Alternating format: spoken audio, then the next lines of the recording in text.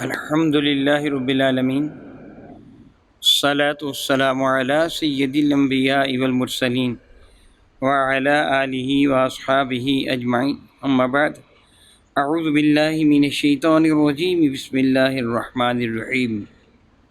بحمد اللہ تعالیٰ ثم الحمد للہ تعالیٰ کہ رب کائنات جل و حکیم کے احسان اور کرم سے آج آپ کا سبق شروع ہوگا سورۃ البقرہ شیفہ کی 49 نمبر آیہ شیفہ سے آگے۔ اعوذ باللہ من الشیطان الرجیم، بسم اللہ الرحمن الرحیم۔ وَإِذْ فَرَقْنَا بِكُمُ الْبَحْرَ فَأَنْجَيْنَاكُمْ وَأَغْرَقْنَا آلَ فِرْعَوْنَ وَأَنْتُمْ تَنْظُرُونَ۔ وَإِذْ فَرَقْنَا بِكُمُ الْبَحْرَ، اور یاد کرو اس وقت کو، وَإِذْ فَرَقْنَا، جب ہم نے تفریق کیا، جدا جدا کر دیا، الگ الگ کر دیا، علیحدہ علیحدہ کر دیا، بکم البحر، تمہارے لیے بحر کو، سمندر کو، دریا کو، فانجیناکم، پس تم نے نجات پا لی، فانجینا، پس ہم نے نجات عطا فرما دی، کم، تم کو، واغرقنا، اور ہم نے غرق کر دیا، آل فرعون، فرعون کی آل یعنی فرعون کے ماننے والوں کو، وانتم تنظرون، اس حال میں کہ تم خود اس منظر کا نظارہ کر رہے تھے۔ فرعون لعین کا ظلم و ستم حد سے تجاوز کر گیا۔ حضرت سیدنا موسیٰ کلیم اللہ کی خدمت فیض درجت میں بنی اسرائیل والے حاضر ہوئے کہ موسیٰ اب تو ہماری حالت ازحد ابتر ہو گئی ہے، فرعون نے بڑا ظلم و ستم شروع کر دیا، ہمیں بلا وجہ قتل کرتا ہے، ہماری عورتوں کے ساتھ زیادتیاں ہوتی ہیں۔ حضرت سیدنا موسیٰ کلیم اللہ نے بارگاہ رب العزت میں دعا کی کہ اللہ تعالیٰ جل وعلا میری قوم کے لیے نجات کا راستہ پیدا فرما دے۔ رب ذوالجلال نے حکم دیا کہ اے موسیٰ، اپنی قوم کو لے کر فرعون کے شہر مصر سے نکل جاؤ۔ مصر کا علاقہ فرعون کا علاقہ تھا، اس سے نکل جاؤ، میں تمہاری امداد فرماؤں گا اور تمہیں میں اس کے شر سے محفوظ فرما لوں گا۔ چنانچہ حضرت سیدنا موسیٰ کلیم اللہ نے اپنی قوم بنی اسرائیل کو سمجھا دیا۔ ساری قوم والوں نے بالاتفاق اس بات کو راز میں رکھا کہ آج رات ہم اس علاقہ سے نکل جائیں گے۔ فرعون لعین کے قوم کے گھروں میں یعنی قوم قبط کے گھروں میں بنی اسرائیل کی خواتین کام کاج کرتی تھیں، نوکری کرتی تھیں۔ نوکری تنخواہ نہیں ملتی تھی ان کو، نوکری سے مراد تنخواہ ملنا کا نہیں ہے، بلکہ وہ ان کے غلاموں کی طرح ان کے گھروں کے کام کاج کرتی تھیں۔ انہوں نے عاریتاً قبطی عورتوں سے، بنی اسرائیل کے عورتوں نے ان کے زیورات مانگ لیے کہ عاریتاً ہمیں زیورات دے دو۔ ہر کسی نے یہی کوئی نہ کوئی بہانہ بنا دیا، ان کے وہ زیورات لے آئیں، جان بوجھ کے لے کے آئیں۔ رات کو حضرت سیدنا موسیٰ کلیم اللہ کی معیت میں یہ قوم روانہ ہو گئی۔ مفسرین کرام نے لکھا، حقیقت سے میرا اللہ واقف ہے کہ 6 لاکھ کے قریب بنی اسرائیلی تھے جو حضرت سیدنا موسیٰ کلیم اللہ کی معیت میں روانہ ہوئے۔ جب مصر سے نکلے تو پھر یہ دریا کے کنارے تک پہنچے۔ ادھر صبح کو جب قبطیوں نے دیکھا کہ ہمارے گھروں میں کام کاج کرنے والی خواتین نہیں آئیں، اللہ تعالیٰ نے ان پہ نیند کو مسلط کر دیا تھا، ذرا جس دیر سے جاگے تھے وہ خواتین نہیں آئی ہیں۔ انہوں نے جب تحقیق حال کی، میرے گھر بھی نہیں، ساتھی کے گھر بھی نہیں، ساتھی کے گھر بھی نہیں، ان کو تشویش ہوئی، آخر ان کو ہوا کیا سارے بنی اسرائیل والوں کو کوئی خدا نہ کہتا، ان کی بستیاں الگ تھیں۔ جس طرح آج ہمارے ہاں بھی عیسائیوں کی بستیاں مسلمانوں سے تھوڑی الگ ہوتی ہیں، ان کی بستیاں الگ تھیں بنی اسرائیلیوں کی قبطیوں کے مقابلہ میں۔ ان کے تو شہر آباد تھے، عالیشان محلات تھے، ان کے لیے وہ ٹوٹے پھوٹے مکان اور بستیاں تھیں۔ بستیوں سے پتہ کیا تو کوئی بھی بنی اسرائیلی گھر نہ ملا، کیونکہ بنی اسرائیل والے اپنا وہ مال و اسباب تو چھوڑ گئے تھے، گھر کا سارا سامان تو نہیں لے جایا جا سکتا۔ البتہ انہوں نے فرعونیہ کو سونا لے لیا تھا اس معاوضہ میں کہ ہمارے گھروں پر یہ قابض ہوں گے نا، ہم اس کی کوئی نہ کوئی قیمت لے لیں۔ حضرت سیدنا موسیٰ کلیم اللہ کی معیت میں سارے جا چکے تھے، اور فرعون کو پتہ چلا، فرعون لعین نے حکم دیا کہ ان کا مقابلہ کیا جائے۔ اللہ تعالیٰ حقیقت سے باخبر ہے، میں نے پڑھا کہ 1 کروڑ سے زیادہ افراد ان کے تعاقب میں نکلے تھے۔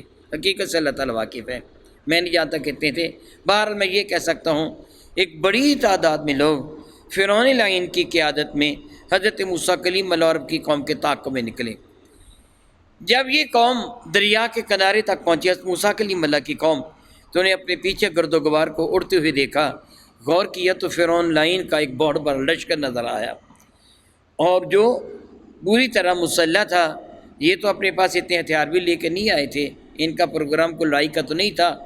اب حضرت سیدنا موسیٰ کلیم اللہ کے سامنے بنی اسرائیل والے گڑ گڑائے، اے موسیٰ معاذ اللہ معاذ اللہ معاذ اللہ، تو نے ہمیں مروا دیا، اگر تیرے پاس کوئی راستہ نہیں تھا تو ہمیں مصر سے نکال کے یوں نہ لاتا۔ اب سامنے دریا ہے، اس پہ کودیں گے تو ہلاک ہو جائیں گے، ڈوب کے مر جائیں گے، پیچھے فرعونی ہیں وہ آ کے ہمیں پکڑیں گے، نہ معلوم ہمیں کیا سزا دیں گے۔ حضرت سیدنا موسیٰ کلیم اللہ نے سے فرمایا تم فکر نہ کرو، میرا اللہ میرے ساتھ ہے۔ رب کائنات جل وعلا کے حکم سے حضرت سیدنا موسیٰ کلیم اللہ نے اپنے عصا کو پانی پر دے مارا، یعنی جو دریا چل رہا تھا دریا پر اپنا عصا دے مارا۔ عصا کا دریا پر مارنا تھا کہ رب کائنات جل وعلا کی شاندار قدرت کا مظاہر ہوا۔ یکا یک دریا، سبحان اللہ سبحان اللہ سبحان اللہ۔ نبی کا موعظہ دیکھیے، کائنات میں کتنا تغیر آ جاتا ہے، کتنی تبدیلی آ جاتی ہے۔ پانی بہتا ہے، یہ اس کی فطرت ہے۔ پانی کے آگے رکاوٹ بنا دی جائے تو یہ تنگ، وہ جو اس کی رکاوٹیں ہوتی ہیں ان کو توڑ کر دائیں بائیں نکل جاتا ہے، پانی بند نہیں ہوتا۔ اس کو روکا جائے تو یہ بفر جاتا ہے، زیادہ مقدار میں جمع ہو جاتا ہے جب پیچھے سے پانی آ رہا ہو۔ پیچھے سے پانی تو آ رہا تھا، موسیٰ کلیم اللہ نے جب عصا مارا دریا میں تو 12 راستے بن گئے۔ رب کائنات جل وعلا کی قدرت کاملہ، میرا اللہ فرماتا ہے فرقنا بکم البحر، ہم نے تمہارے لیے اس بحر کو، اس دریا کو جدا جدا کر دیا۔ بحر دریا کے لیے بھی استعمال کیا جاتا ہے اور سمندر کے لیے، جس طرح بحر احمر، بحر ہند، بحر منجمد وغیرہ وغیرہ، بحر سمندر کے لیے بھی استعمال کرتے ہیں اور بحر دریا کے لیے بھی۔ تو حضرت رب کائنات جل وعلا کی قدرت سے جناب موسیٰ کلیم اللہ کے عصا مارنے سے وہ 12 راستے بن گئے۔ بنی اسرائیل کے 12 قبیلے تھے۔ بحمد اللہ تعالیٰ آپ آگے پڑھیں گے اللہ نے چاہا تو، ویسے بھی آپ جانتے ہیں حضرت یوسف کے 11 بھائی تھے، 12ویں حضرت یوسف تھے، اور یہ سارے کے سارے حضرت یعقوب کی اولاد تھے۔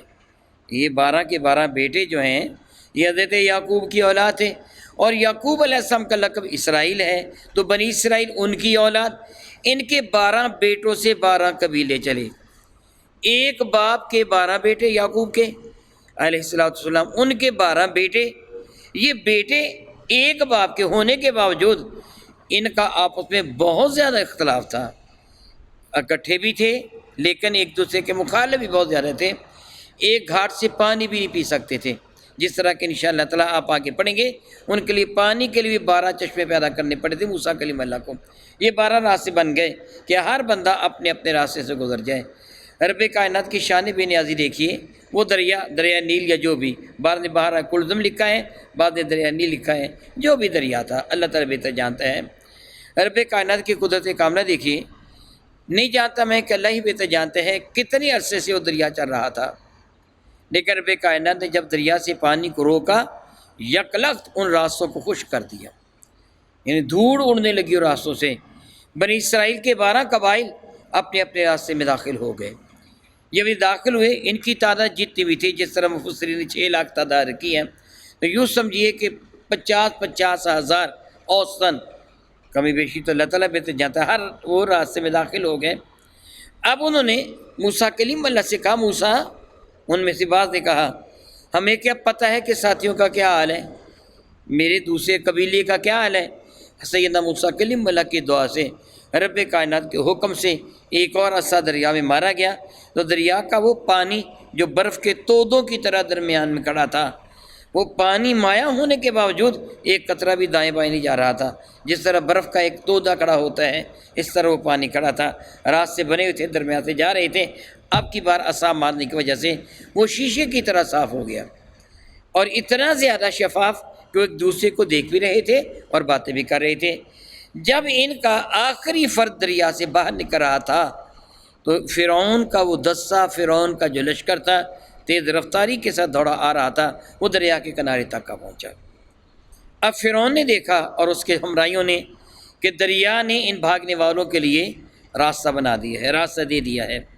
حامان فرعون لعین کا وزیر تھا، اس سے خیال کیا فرعون نے کہ میں اپنے گھوڑے کو اس میں داخل کر دوں، دریا میں داخل کر دوں، اور دوسرے گھوڑوں کو بھی، وہ اپنے ظام میں، اپنے خیال باطل میں وہ اپنے آپ کو رب سمجھے بیٹھا تھا۔ اس نے اپنی بات بنانے کے لیے، اپنی عزت رکھنے کے لیے ان قبطیوں کو جو افسر اس کے گرد گرد تھے مخاطب ہو کے کہا، دیکھو میرا حکم کتنا چلتا ہے دریا پر بھی۔ بنی اسرائیل کو دریا نے اس لیے یہ راستہ دیا ہے تاکہ ان کو ہلاک نہ کرے، پھر ہمارے کام کاج گھروں کے کون کرے گا؟ اس لیے دریا نے صرف میری خدمت کی خاطر بنی اسرائیلیوں کو ڈوبنے سے بچایا ہے، چلو تم بھی دریا میں داخل ہو جاؤ۔ حامان نے اس کو مشورہ دیا کہ دریا میں داخل نہ ہونا یہ موسیٰ کلیم اللہ کے عصا کا کمال معلوم ہوتا ہے، جو ہمارے دربار میں کبھی اژدہا بنا تھا، اسے لاٹھیوں اور رسیوں کو نگل لیا تھا، تو دریا میں داخل نہ ہونا، وگرنہ خدائی کا بھاؤ معلوم ہو جائے گا۔ معلوم نہیں کیا بنے گا؟ مفسرین کرام فرماتے ہیں سیدنا جبریل امین ایک جنت کے جانور پہ گھوڑے پر سوار ہو کے آئے اور فرعون کے سامنے وہ دریا میں داخل ہو گئے۔ اس کے ساتھ ہی فرعون کا گھوڑا بھی دریا میں داخل ہو گیا، حالانکہ فرعون اس کو روک رہا تھا۔ اس کے ساتھ ہی باقی گھوڑے بھی دریا میں داخل ہو گئے۔ بعد نے کہا کہ فرعون کا گھوڑا بعد میں داخل ہوا تھا، واللہ تعالیٰ اعلم وعلمہ اتم۔ بہرحال وہ دریا میں داخل ہو گئے۔ دریا اسی طرح ان کو الگ الگ راستے بنائے رکھا۔ رب کائنات جل وعلا کی قدرت کاملہ ہے، ہر بندے کا ہر حال میرے اللہ کے علم میں ہے اور اس کے دست قدرت میں ہے۔ میں باتیں کر رہا ہوں نا، گفتگو کر رہا ہوں، میری قوت گواہی میرے اپنے ہاتھ میں نہیں ہے، میرے اللہ کے دست قدرت میں ہے۔ چاہے تو بند کر دے، چاہے تو اس کو جاری رکھے، اللہ کی قدرت ہے۔ فرعونی اس دریا سے باہر نہیں نکلے، اگرچہ تعداد لاکھوں میں تھی یا کروڑوں میں تھی، جتنی بھی تعداد تھی، دریا سے کوئی بھی فرعونی باہر نہیں نکلا تھا۔ پہلا فرعونی جو تھا وہ یوں سمجھے دریا کے اگلے کنارے نکلنے کے قریب تھا، اور آخری فرعونی جو تھا وہ دریا میں داخل ہو چکا تھا۔ یوں سمجھیے کہ سارے کے سارے فرعونی ان 12 راستوں سے عین ممکن راستے کھلے ہو گئے ہوں، اللہ بہتر جانتا ہے۔ یہ سارے کے سارے دریا میں داخل ہو گئے۔ بنی اسرائیل کنارے پر کھڑے ڈر رہے تھے، لرز رہے تھے اور یہ نظارہ کر رہے تھے۔ حضرت سیدنا موسیٰ کلیم اللہ نہیں گئے تھے، اس لیے بنی اسرائیل بھی نہیں بھاگے تھے۔ موسیٰ جو موجود تھے اور موسیٰ کلیم اللہ فرما رہے تھے فکر نہ کرنا، میرا اللہ میرے ساتھ ہے۔ جب یہ آخری فرعونی دریا میں داخل ہوا اور پہلا داخل ہونے والا بھی نکلا نہیں تھا، اللہ تعالیٰ نے موسیٰ کلیم اللہ کو حکم دیا اپنا عصا اٹھاؤ اور اس دریا پہ دی مارو۔ اچھا یہاں ایک بات میں کروں گا، دریا کو چلاتا کون تھا اور بند کون کرتا تھا؟ ہاں کہہ دیجئے کون؟ بلند آواز سے کہہ دیجئے۔ اللہ تعالیٰ دریا کو چلاتا اور بند کرتا ہے۔ ڈائریکٹ کیا یا نبی کے وسیلے سے؟ نبی کے وسیلے سے۔ اللہ تعالیٰ عطا فرماتا ہے لیکن عطا وسیلے سے فرماتا ہے۔ بنی اسرائیل کی مشکل کشائی فرمائی، مگر مشکل کشائی موسیٰ کلیم اللہ کے وسیلہ سے فرمائی ہے۔ ڈائریکٹ اللہ تعالیٰ جل وعلا بغیر عصا کے مروائے کہ موسیٰ کلیم اللہ کو نہ فرماتا عصا کو مارو، موسیٰ نے عصا مارا، عمل کیا، اس کے وسیلہ سے دریا جدا جدا ہوا۔ اب کی بار عصا مارا تو دریا پھر چل پڑا، اور جتنے فرعونی تھے سارے کے سارے ڈوب کر ہلاک ہو گئے، ایک فرعونی بھی نہیں بچ سکا۔ اب دیکھیے میں اسی طرح ایک اور مثال دوں گا، بتائیے موت کون وارد کرتے ہیں؟ ذرا بلند آواز سے بتائیں گے، موت کون وارد کرتے ہیں؟ زندہ کون فرماتے ہیں؟ مگر قیامت آئے گی تو سور پھونکنے کا حکم کس کو ہوگا؟ حضرت اسرافیل کو۔ مارے گا کون؟ اللہ، مگر سور اسرافیل پھونکیں گے تب مارے گا، یعنی درمیان میں کوئی وسیلہ ضرور آتا ہے۔ حالانکہ اللہ تعالیٰ چاہتا تو ان کو اسرافیل کو سور پھونکنے کی ضرورت نہیں تھی۔ اذا اراد شیئا ان یقول له کن فیکون، وہ کسی بھی چیز کا ارادہ فرماتا حکم تھا ہو جا، چیز ہو جاتی، لیکن وہ ایسے کرے گا نہیں۔ اسرافیل کو حکم دے گا سور پھونکو، ایک مدت تک اس سور کی آواز آئے گی، سب ساری قوم تباہ ہو برباد ہو ختم ہو جائے گی، فنا ہو جائے گی، کل من علیہا فان، سب کچھ فنا ہو جائیں گے۔ اور جب دوبارہ زندہ کرنا ہوگا پھر کیا کرے گا؟ پھر اسرافیل کو حکم دے گا سور پھونکو۔ زندہ کیسے کرنا ہے؟ اللہ نے، مگر اسرافیل سور پھونکیں گے زندہ اللہ کرے گا۔ پتہ چلا کہ عطا اللہ کرتے مگر وسیلے کے بغیر نہیں، عطا اللہ کرتا ہے مگر وسیلے کا انکار نہیں کیا جا سکتا۔ رب کائنات جل وعلا نے سارے فرعونیوں کو ہلاک کر دیا۔ رب کریم ارشاد فرماتے ہیں فَأَنجَيْنَاكُمْ، ہم نے تم کو نجات عطا فرما دی، وَأَغْرَقْنَا آلَ فِرْعَوْنَ، آل فرعون، کیا بولا؟ فرعون کی، ہاں بلند آواز سے، فرعون کی، اگر آل کا معنی لڑکی ہی کی اولاد ہے تو فرعون کی ایک لڑکی تھی جس کی اولاد نہیں تھی، تو یہ سارے کے سارے جو لوگ تھے ان کو اللہ نے کیا فرمایا؟ آل فرعون، فرعون کی آل، وَأَغْرَقْنَا آلَ فرعون، فرعون کی آل کو غرق کر دیا۔ آل کا معنی ہوتا ہے متبع، فرما بردار، ماننے والے۔ آل کا کیا معنی ہے؟ متبع، فرما بردار، ماننے والے۔ اگرچہ بیٹی کی اولاد کو بھی آل، اپنے گھر والوں کو اہل و عیال کہا جا سکتا ہے، لیکن اس کا لغوی معنی متبع، فرما بردار، ماننے والے۔ جب آل محمد کہا جائے گا، کیا بولا؟ صلی اللہ تعالیٰ حبیبی دائما ابدا، تو آل سے مراد کیا ہے؟ ماننے والے، متبع، فرما بردار۔ تو صحابہ اس میں آ جائیں گے کہ نہیں؟ آ جائیں گے نا۔ ایک آدمی کہتا ہے میں صحابہ پر درود نہیں بھیجوں گا، اوپر اللہم صلی علی محمد و آل محمد، تو آل میں صحابہ آئیں گے یا نہیں؟ بلکہ وہی نہیں، ہم درود پاک پڑھتے ہیں اللہم صلی علی محمد وعلی آل محمد کما صلیت علی ابراہیم وعلی آل ابراہیم، تو ابراہیم کی بیٹی کی اولاد مانی جاتی ہے۔ جتنے بھی ابراہیم علیہ السلام کے ماننے والے ہیں وہ سارے کے سارے اس میں آ جاتے ہیں۔ اس لیے جب لفظ آل محمد کہیں گے نا تو سارے ایمان والے، میرے نبی کے سارے ماننے والے اس میں آ جائیں گے کہ اللہ تعالیٰ ہم سب پر اپنی رحمتوں کا نزول فرما۔ تو اب دیکھیے اللہ تعالیٰ فرماتے ہیں وَأَغْرَقْنَا آلَ فِرْعَوْنَ، اور ہم نے فرعون کی آل کو غرق کر دیا، وَأَنْتُمْ تَنْظُرُونَ، اور تم اس کا نظارہ کر رہے تھے، تم اس کو دیکھ رہے تھے۔ سارے فرعونی ڈوب گئے۔ رب کائنات جل وعلا کی شان بے نیازی تھی۔ اس جگہ ایک واقعہ میں عرض کر دیتا ہوں، وقت تو زیادہ ہو رہا ہے۔ جب حضرت سیدنا موسیٰ کلیم اللہ اپنی قوم کو لے کے نکلے تھے نا، تو میدان تیہ میں آ کے راستہ بھول گئے تھے۔ ان کو راستے کا پتہ نہیں چل رہا، کدھر جائیں، دائیں جائیں، بائیں جائیں، کدھر جائیں۔ تو آپ کی قوم والے پریشان ہو گئے تھے کہ اے موسیٰ ہم پکڑے جائیں گے، فرعون ہمارے تعاقب میں آئے گا تو دیکھے گا ہم نہیں ہیں وہاں، ہمیں ڈھونڈے گا تو پا لے گا، ہم پکڑے جائیں گے۔ حضرت سیدنا موسیٰ کلیم اللہ نے بارگاہ رب العزت میں دعا مانگی، اے مولا تعالیٰ جل وعلا مجھے میدان میں راستہ نہیں مل رہا۔ تو رب کائنات جل وعلا نے ارشاد میں کہ اے موسیٰ، میرے بندے یوسف علیہ السلام کے بارے میں، میرے بندے یوسف نے اپنے قبیلے والوں کو کہا تھا کہ جب تم مصر سے باہر جاؤ گے تو مجھے ساتھ لے جانا۔ اے موسیٰ میرے یوسف کو ساتھ لے جاؤ، تمہیں راستہ مل جائے گا۔ تو حضرت یوسف علیہ السلام کی قبر کہاں تھی؟ یوسف علیہ السلام کی قبر دریائے نیل کے ایک کنارے پر تھی۔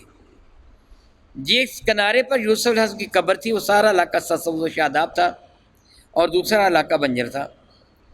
لوگوں نے یوسف علیہ السلام کی قبر کو دریائے نیل کے اس کنارے سے اکھیڑا، اس کنارے پہ لا کے دفن کر دیا۔ پھر یہ علاقہ سرسبز ہو گیا، پہلا بنجر ہو گیا۔ اب لوگوں نے باہم مل کے فیصلہ کیا، یوسف علیہ السلام کی قبر ایک تابوت میں تھی، وہ تابوت پتھر کا تھا۔ فیصلہ کیا کہ ان کو دریا میں دفن کر دو، چنانچہ ان کو دریائے نیل کے اندر دفن کر دیا گیا، اور پانی یوسف علیہ السلام کی قبر سے ٹکرا کے جاتا تھا۔ دونوں جانب کی فصلیں باہر آ گئی، دونوں جانب ہی بہت ہی سرسبز و شاداب ہو گئے۔ سبحان اللہ، جو پانی نبی کی قبر انور سے مس ہو کے جاتا تھا اس میں سرسبزی و شادابی تھی۔